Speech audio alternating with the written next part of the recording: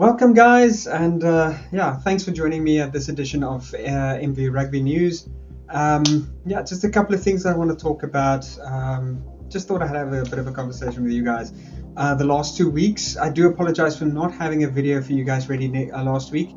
Did get a bit busy. I did try. I actually shot a video and I did try to get it, but when I put it up for editing, some of the footage just wasn't right. Constantly disappearing out of frame, and I'm hoping this one is going to be a bit better. So I want to talk to you about from last week, the Stormers versus Lions. There was a bit of a controversy there. A lot of people feel that the Stormers did play a bit overly aggressive. There was a couple of injuries on the Lions side, which probably could have been prevented. But specifically, the one that I do want to mention is the Angela Davids tackle on Nohamba. Should have dipped into this tackle. The red card was totally justified. And then obviously the number 22 red running in, starting a bit of an argy-bargy, which saw him getting the yellow card. So there's a lot of controversy that happened in that match. A lot of entertainment, if I have to be honest. But I don't think that, it's totally, meant to injure. Angela Davis kind of was a bit concerned as he got up and he looked down at Nohamba. You could see that there's a bit of concern on his side. He probably realized that he had his error, which obviously justifiably he paid for. The Sharks versus Bulls, I really do feel sorry for the Sharks. They put up a brilliant performance against Gloucestershire in the European Cup the week before, which saw them being the first South African team, first Southern team to be winning the European Cup as well. So really a feather in their cap there. Well done, boys. But the performance against the Bulls, again, just couldn't get... They made some really brilliant attacking rugby movements. Just wasn't enough, I'm afraid. I think they had scored about 2 tries in that match. Just wasn't enough to seal the deal with the Bulls. The Bulls walked away victorious on that one. Now coming to this weekend, Bulls versus Benetton, fantastic game.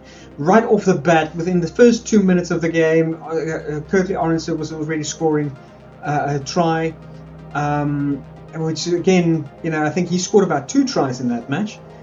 Played very well. A lot of the guys within the Bulls was on top form. Kanan Moody, again, fantastic player. Really good addition to their Springbok team. Really, having a bright future ahead of him. Same for Curtly Arendse. Curtly Arendse, my wife called him Chislin Colby 2.0, and I think he's very, very much on the road to that kind of title. Possibly finishing off a legend, just like the good old Colby. One of my favorite players within the Springboks as well. Coming now towards the Stormers, going into the match, they were already a bit of a handicap, missing 3 key players, including Ivan Roos, that was out for a head injury, suffering a concussion within a practice session during that week. And then obviously Damien Willems, again, still out with his finger injury. What they thought was maybe just a bit of a sprain, actually turned out to be much worse. I think it was a couple of torn ligaments in the fingers, and he had to go for an operation to have that seen to. So he'll probably be missing the first part of the Springbok tour this year, really. Then we're looking at obviously Angela Davids being off with the red card from last week, so that also is one of the key players within the Stormers team. We saw obviously Warwick Galant, as a result of Damien Willems' injury, Warwick Galant slotting into the fullback position. Not having Damien Willems' experience in the position kind of did come through, but he played a smashing game nonetheless. A really strong player.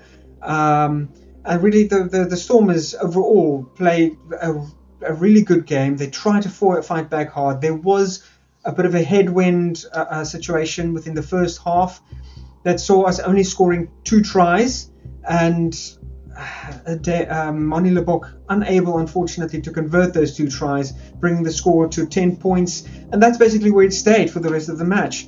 Couldn't convert any penalties for the match as well. So again, Moni Lebok not really having a good game.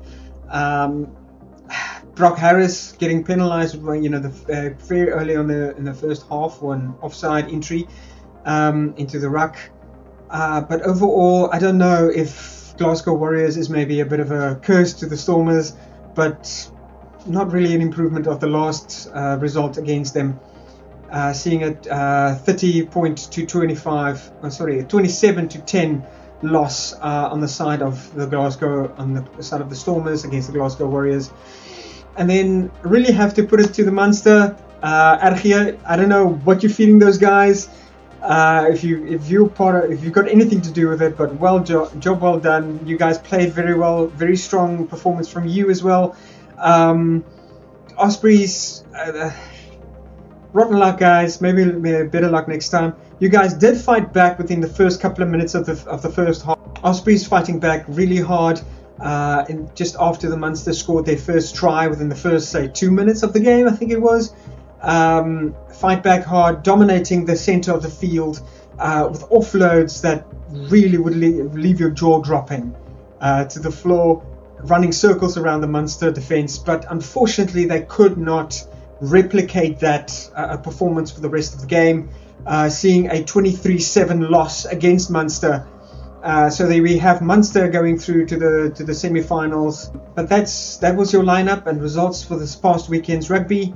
We're looking forward to a fantastic finals or semi-finals this next week coming, which will be followed up by the finals the week after that. And I'm really holding thumbs for the Bulls. South Africa's hopes are all riding on you for a URC victory for the season. Bring it back to South Africa, boys. We're really rooting for you. For the other teams playing in the semi-finals, good luck. May the best team win. So, guys, we're lining up for a fantastic weekend of rugby this Saturday coming weekend. And so get the beers ready, get the braai fires ready, and let's make a weekend of it. Thank you for watching, and please don't forget to give me a like and subscribe if you do like my content. And I'll see you guys soon again.